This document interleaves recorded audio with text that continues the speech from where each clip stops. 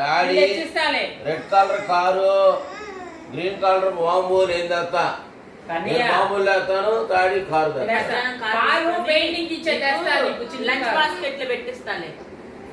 Car painting ఇచ్చాడు daddy. Bomb పడిందా? ఎప్పుడు వేసాడా?